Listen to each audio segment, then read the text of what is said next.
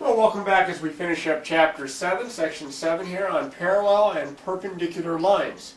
Now, this is something you're going to discuss quite a bit more in geometry next year, but we're going to talk a little bit about what parallel and perpendicular lines and how they are related to what we're studying, which is the idea of slope and the idea of graphing lines and such. Parallel and perpendicular lines. We'll start with parallel lines. Parallel lines, the definition, two coplanar lines that never intersect. Now, what I mean by coplanar is that they're on the same plane, the same flat surface, such as the surface here of the whiteboard. You can see here I've drawn two lines that kind of run around like railroad tracks. They're not going to cross, whereas here I have crossing or intersecting lines. Intersect means that they cross at a point. So this is an example here of parallel lines. This one is not.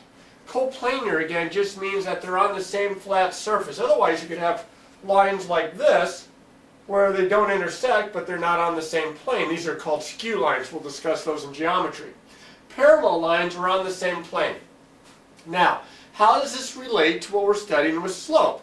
Well, if you look at the way the lines are drawn here, they seem to be slanted the same way, and we use slope to describe the way that a line is slanted.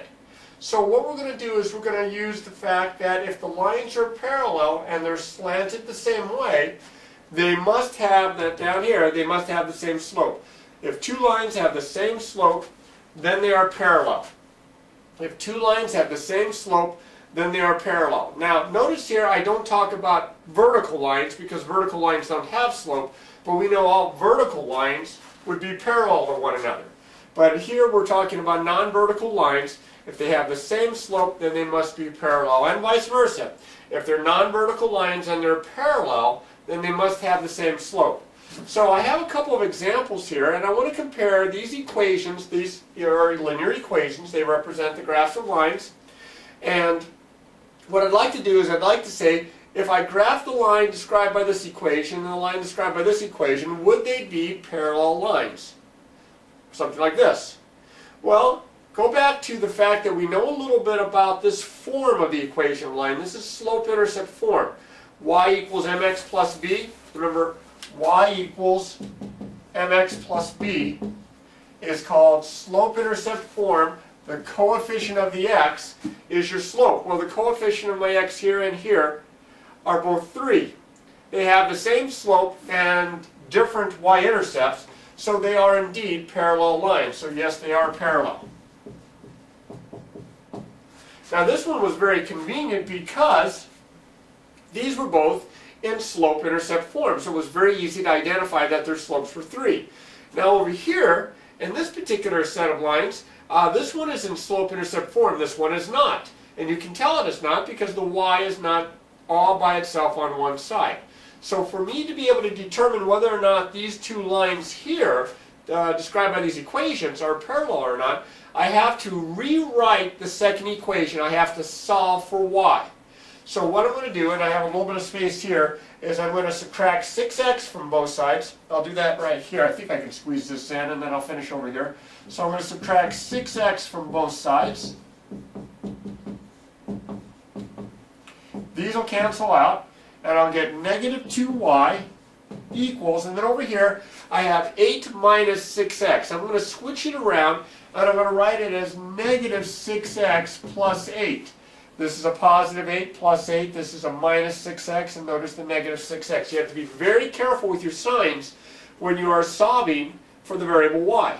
Now I'm going to divide through by negative 2 to get the y all by itself, and since I'm kind of hard pressed for space here, I'll just attach it and I'll divide this one by negative 2, I'll divide this by negative 2, and this term by negative 2. Every term on both sides has to be divided by negative 2 to keep it equivalent. These are going to cancel and I get y equals, I have a negative 6x divided by a negative 2. Negative 6 divided by negative 2 is a positive 3x.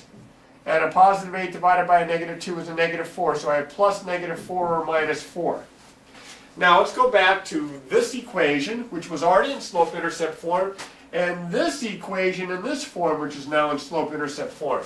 You can see here the slope is negative 3. The slope here is positive 3. They do not have the same slopes, therefore they are not parallel. They're not parallel. All right, now I want to do some more with this, but first things first, I'm going to go ahead and clear this all off, so if you give me just a second. There, that's better. Okay. I'm going to do one more example like the last two here, and then I'm going to talk a little bit about parallelograms. Now this one is like the last example that I did in that I have two equations that represent lines. They're graphs or lines. This one's in slope-intercept form, this one is not. This one's a little bit written different than the last one because I have the variables on the right side. Don't let that bother you. You can flip-flop the sides if you want to. You can write this as 2x minus y equals 7. That's the symmetric property of equality. And then I'm going to solve for y, so I'm going to subtract 2x from both sides. And I get the opposite of y. These are going to cancel, is equal to, we've got to subtract 2x from both sides, to 7 minus 2x, which I'm going to rewrite as 2x, negative 2x plus 7. Okay, got ahead of myself there just a second. Now, I'm not done. Although there's no number in front of the y written down, there is a negative or opposite sign, which means this is like a negative 1 here. So I'm going to divide through by negative 1 every term on both sides, and I'm going to get y equals negative divided by negative is positive 2x minus 7. Positive 7 divided by negative 1 is negative or minus 7. Now if I look at the equations, this one's in slope-intercept form. My y-intercept just happens to be the origin. The slope is 2, and as you can see here, the slope turned out to be 2. So these are indeed parallel. Okay? That's how you check to see if the equations represent parallel lines. You look at their slopes. If they have the same slope and different y-intercepts, then they are parallel lines. Now, a parallelogram is a four-sided figure with two sets of parallel sides. And I tried to draw one over there. I didn't do a very good job. But the opposite sides are parallel. A square or a rectangle are examples of parallelograms. They're very specific examples. But it looks a little, I always remember it as like a rectangle that kind of tipped over just a little bit. That's a parallelogram. This side here has got to be parallel to this side. Sometimes we'll put little arrows like this to indicate that they're parallel. And then the other two sides have to be parallel to one another, and so I'll put like double arrows here to indicate that those two sides are parallel to one another. That's a parallelogram. Now what I have here is an example where it says determine whether figure EFGH, and you can see the four-sided figure that I've drawn here, is a parallelogram. Now my drawing is kind of rough, and it looks like it might be a parallelogram. It kind of looks like maybe it isn't, but it's hard to tell because, well, you know, I freehanded it and it's a little rough. There's a way to determine this without having to depend upon the picture. What we're going to do is we're going to use the slope formula, which you may remember, hopefully you remember. And I'm going to find the slopes of the opposite sides and see if they're the same. Because if they're the same, then they're parallel. And if they're not the same, then they're not parallel, and therefore it wouldn't be a parallelogram. Really, the only thing I have to do is show that the opposite sides are parallel to one another. So I'll tell you what, I'll start with side EF and HG. The slope of EF. Now, to show that it's the side EF, I put the little line segment symbol above it. This would be negative 1 minus 3, that's a 3 there in case you couldn't tell, all over negative 2 minus 0. So that gives me negative 4 over negative 2, which is positive 2. So the slope of this line here, line segment EF, this side, is positive 2. Now I'll check it over here for this side. So I'm going to take the slope of, this is GH, or HG. Alright, so this is going to be negative 1 minus a negative 5 all over 3 minus 0. Negative 1 minus negative 5 over 3 minus 0. Well, negative 1 minus negative 5, that's the same as adding the opposite. That's a positive 4, and that's all over 3. And that doesn't really simplify. And as you can see, those two slopes, although they're similar, they're both positive and they're both roughly the same number, are not the same number, and therefore these two sides here, side EF and side GH, are not parallel. Well, if they're not parallel, then this is not a parallelogram, and my answer is no. That was pretty easy.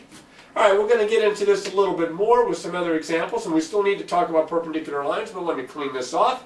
Give me just a second. Okay, here we go. It says write an equation in slope-intercept form of the line that is parallel to the graph of each equation and passes through the given point. I have 4 examples here. 4 might seem a little excessive, but there's different things that can happen, and I wanted to show you a little bit of everything. We'll start with this one. All right, example A says y equals 6x minus 4, and the point given is 2, 3. So we want to find the equation of the line parallel to this line that goes to that point. Parallel to this line goes to that point. Well, there's 2 things that you need to have to write the equation of a line, and we did this in the previous sections in the chapter. You need a point, which we have. We know that point is in the line. And we need the slope of the line, which we are not given, but which we can determine because it's parallel to this line. And I'm pointing right at the slope. This is already in slope-intercept form. The slope of this line is 6. Well, if the slope of the line is 6 and it goes to that point, and we want to write, now remember, we're going to write it in slope-intercept form. I'm going to go ahead and I'm going to plug it in, and I'm going to first write it in point-slope form, and then I'm going to write the equation. Now it's got to have that slope because it's parallel to this line and it goes to this point. So remember, let's see, I'll write right here, y minus y sub 1 equals m times the quantity x minus x sub 1. That's point slope form. And I'm going to plug the 2 and the 3 in for the x1 and the y1 and the 6 in for the m, and I get y minus 3 equals 6 times the quantity of x minus 2. Now if the directions hadn't said specifically slope-intercept form, we could just stop right here, but I'm going to have to distribute, and I get y minus 3 equals 6x minus 12, and then I'm going to have to add 3 to both sides, and again I'm kind of running out of space here, so I'm writing a little smaller than I would care to, just to squeeze it all in, and these cancel, and I have y equals 6x minus 9. That part is negative 9 or minus 9, and that right here is the equation that we're looking for. That's the equation of the line parallel to this line that goes through that point. And you can see they have the same slope, therefore they're going to be parallel. They have different y-intercepts, they're not the same line. And if you were to substitute 2 and 3 in for x and y, you would see that you would get a true statement. It is definitely a point on the line. Now over here there's a little bit of a twist. I don't have slope-intercept form. It's the same directions, but I don't have slope-intercept form, so my very first step is to rewrite this and put this in the slope-intercept form. So I did this on previous examples. I'm going to solve for y. I'm going to subtract 3x from both sides. Almost messed up on a previous problem, subtracted it from only one side. You must do it to both sides. These are going to cancel. I get 2y equals 9 minus 3x, or negative 3x plus 9. Then I'm going to divide through by 2. And I kind of running out of space here, so I'll just kind of attach it. Every term, both sides, I divide by 2, and I get y equals negative 3 halves x. Negative 3x over 2 is the same as negative 3 halves x, and then plus 9 over 2, which doesn't really simplify very nicely, but that's okay. I don't really need the y-intercept here. I need the slope. And now I know my slope is negative 3 halves. Well, there's my slope, and that's the point it goes through. But something really inconvenient about this point. See how the y value is 0? This is the y-intercept of the line. So we have the slope and the y-intercept. I'm not going to mess with this. I'm going to go right the slope-intercept form. I'm going to write y equals negative 3 halves x minus 4, and that's my answer. Now I got a real break here because the point that was given was on the y-axis, and therefore it was my y-intercept, and I didn't have to go through these additional steps that I did in the first example by plugging in the point slope form. So that was nice. Down here, another convenience in that this one is already in slope-intercept form like the first example, so I'm going to know that my slope is 2/3. That's the point that it goes through. Now I have a fraction to deal with. Don't panic. It's okay. I am going to have to go back to this guy right here, And I'm going to plug -3 in for x sub 1, +1 in for y sub 1, and 2/3 in for m. Because this is not my y-intercept. I don't have the convenience of the second example. So I'm going to write y minus 1 equals 2/3 times the quantity x minus a -3 is x plus 3. Well, I need slope-intercept form. I'm going to have to distribute like I did up here. I just have to be careful with my fraction. 2/3 times x is 2/3 x plus 2/3 times 3. Now remember, 2/3 times 3, 3 is like 3 over 1. You'll be able to cross cancel those 3's and I get 2.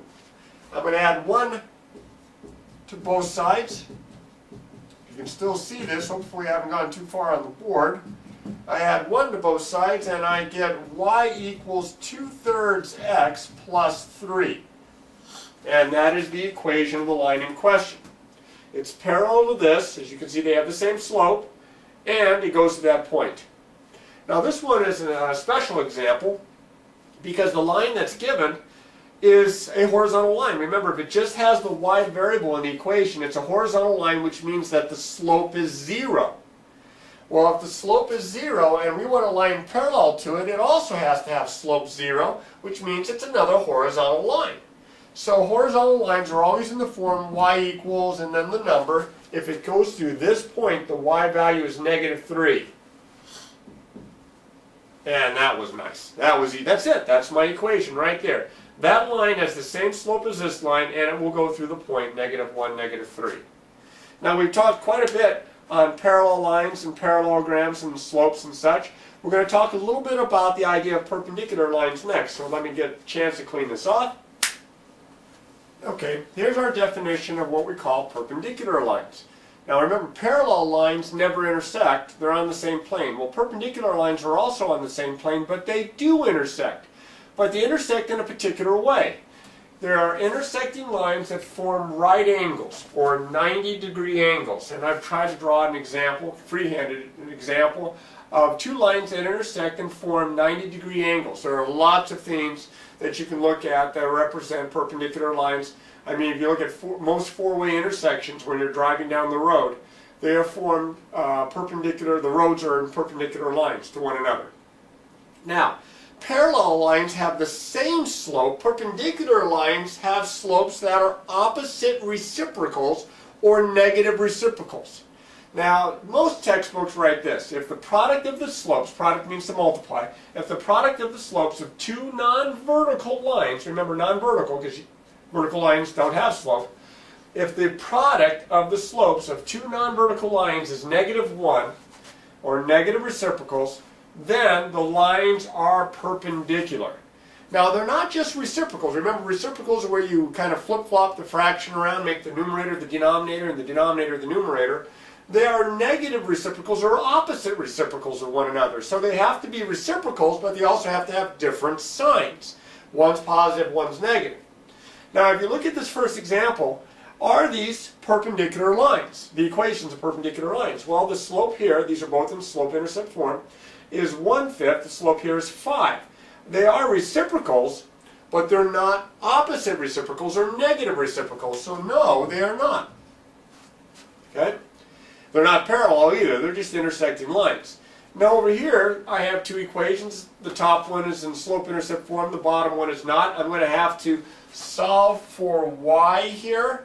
So I'm going to have to take this one and divide through by 4, put it into slope-intercept form so I can compare slopes.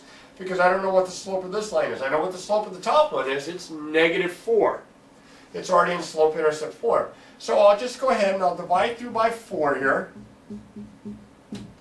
I get y equals x over 4. Now x over 4 can be written as 1/4 x and then minus the 5/4. Where my slope here is -4, my slope here is positive 1/4. They are indeed negative reciprocals. If you multiply, that's what this is talking about back here. The product of the slopes is -1. If you multiply -4 times positive 1/4, -4 times positive 1/4, you will get -1. These are indeed opposite reciprocals, or what I call negative reciprocals. So yes, they are perpendicular lines. The last example, again, I don't know what the slope of the bottom one is because it's not in slope-intercept form, but the top one's easy to spot. This is in slope-intercept form. The slope is a half. Down here I would have to subtract 2x from both sides. And I get y equals negative 4 minus 2x, or better yet, negative 2x minus 4. Now it's in slope-intercept form. This was the slope of the first line. This is the slope of the second line. And you can see, again, they are negative reciprocals of one another. All right? You can see they have opposite signs, and they are reciprocals as far as the fractions, because if you take the reciprocal of 1/2, you'll get 2 over 1, or just 2. So yes, these are. Oops. Yes, these are. All right, now, there's a little bit left, and then we're all done with this. But remember, parallel lines, same slope, perpendicular lines, their slopes are negative reciprocals. There is one exception, and I've kind of drawn it here. When you have a horizontal and a vertical line, those are indeed perpendicular. Horizontal lines have slope 0. Well, there is no reciprocal of 0, because you can't have 0 in the denominator. So that's why we don't use this fact here to describe this. This is just a special case. Any vertical line and any horizontal line will be perpendicular to one another. Okay, so you have to kind of remember that's a special case. One horizontal, one vertical line, they're going to be perpendicular to one another. All right, let's just finish this up. Let me clear this off. Okay, write an equation in slope-intercept form of the line that's perpendicular to the graph of each equation and passes through the given point. Now, we did examples like this before, but we were working with parallel lines then. Now we're working with perpendicular lines. Well, this first example is kind of nicely set up for us in that the equation that's given of the line is already in slope-intercept form, and I can see that my slope is 2. Since my slope of the line is 2 that's given, the line perpendicular to this would have a slope that would be the negative reciprocal of 2. So the slope I'm looking for would be negative 1/2. You take the reciprocal, remember 2 is like 2 over 1, I flip it and I take the opposite sign. So that's my slope, and look at the point. It's on the y-axis. That's my y-intercept. My y-intercept is 0, 0 here. So I can go right to slope-intercept form and write y equals negative 1/2 x, and then plus b, or in this case plus 0, which I don't need. I don't need to put the plus 0 there, so I'll just kind of get rid of that, and that's the equation of the line in question. That's about as easy as they go. This one's a little trickier because the equation is not given in slope-intercept form, and that is definitely not a y-intercept. That's an x-intercept. That won't help me as much. I have to first solve for y and put this in the slope-intercept form to find the equation, to find the slope of the equation. So I'm going to subtract 2x from both sides. I have to be careful here. Lots of places to make silly mistakes, especially with signs. I get 3y equals 2 minus 2x, or negative 2x plus 2. I rewrite those so that I can get them in the slope-intercept form just that much more quickly. I'm going to divide now through by 3 every term, both sides, and I get y equals negative 2/3 x plus 2/3. Now the equation of the line here is negative 2/3. I want to find the equation of the line that's perpendicular to this. So I would need a slope that would be the negative reciprocal of negative 2/3. Well, it's going to be positive because when you take the opposite reciprocal or negative reciprocal of a negative, it's going to make it positive, and you flip it, and I'm going to get positive 3/2. Now again, remember the point up here was 3, 0. The slope of the line in question is 3/2. I have to go to point slope form. Lots of steps here. So remember, y minus y sub 1 equals my slope times x minus x sub 1, which in this case is 3, the point given. I'm plugging it right in the point slope form. Y minus 0 is y. I'll have to distribute. I get 3/2 x minus, well, this is like 3 over 1. Nothing cross cancels. I multiply the numerators, I multiply the denominators, and I get y equals 3/2 x minus 9/2. This equation represents the line that is perpendicular to this line, and it goes through that point. Last one. Now this one is also in slope-intercept form. The slope here is negative 2, so the slope that I want is going to be the negative reciprocal of that. So again, the sign changes to a positive, and then I take the reciprocal, which would be 1/2. Now this point is not the y-intercept, so I have to go back to point slope form. This is my x sub 1, my y sub 1 here. Y minus a negative 3 is y plus 3. My slope is 1/2, and then x minus x sub 1, which is 2.